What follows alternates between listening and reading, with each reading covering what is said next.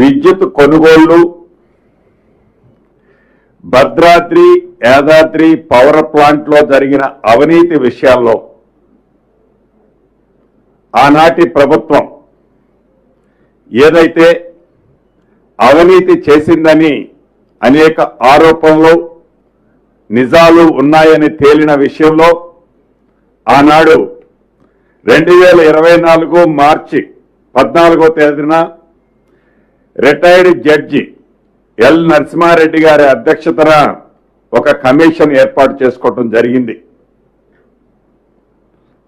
ఆ కమిషన్ మీద ఆనాటి ప్రభుత్వ పెద్దల కొన్ని ఆరోపణల కారణంగా ఇతరత్ర ఎల్ నరసింహారెడ్డి గారు డ్రాప్ అయిన తర్వాత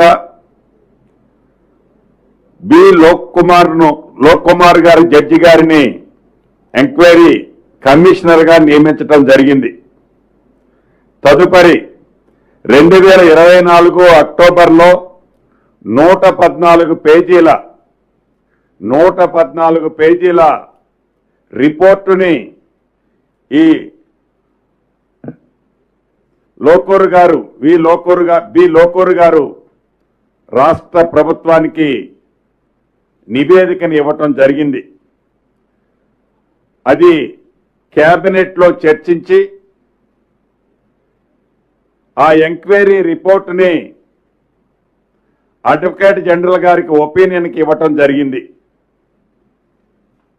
అడ్వకేట్ జనరల్ గారు ఒపీనియన్ ఇచ్చిన తర్వాత ఈరోజు కేబినెట్ లో ఆ ఎంక్వైరీ రిపోర్టులో ఏవైతే ఆనాటి ప్రభుత్వం ఇర్రెగ్యులారిటీస్ చేసిందో, ఏదైతే పక్క రాష్ట్రాల్లో కొనుగోలు పేరుతో వారి స్వార్థానికి ప్రభుత్వ సొమ్ముని దుర్వినియోగం చేసిందని నిర్ధారణ అయిందో, ఏ పవర్ ప్లాంట్లు కట్టామని చెప్పిన దాంట్లో అవినీతి జరిగిందని నిర్ధారణ అయిందో, ఈ జరిగిన అన్ని అంశాలని కేబినెట్ లో చర్చించి లీగల్ గా అడ్వకేట్ జనరల్ గారితో వెట్టింగ్ చేసిన తర్వాత ఈరోజు కేబినెట్ ఈ ఎంక్వైరీ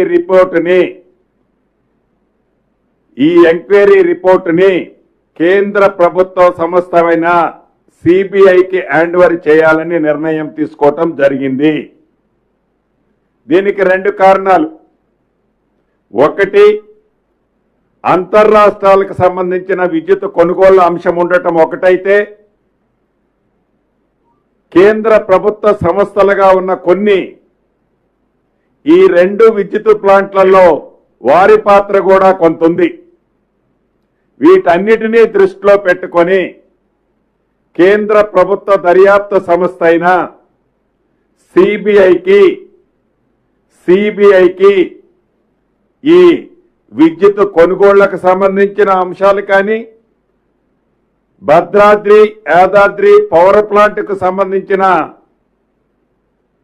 అంశాలలో ఏవైతే ఉద్దేశపూర్వకంగా ఆనాటి పెద్దలు తీసుకున్న నిర్ణయాలు నిజమేనని ఎంక్వైరీ రిపోర్టు వచ్చిన తర్వాత లీగల్ గా దాన్ని నిర్ణయం తీసుకొని సిబిఐకి దీన్ని హ్యాండ్ ఓవర్ చేయాలని రాష్ట్ర కేబినెట్ నిర్ణయం తీసుకుంది.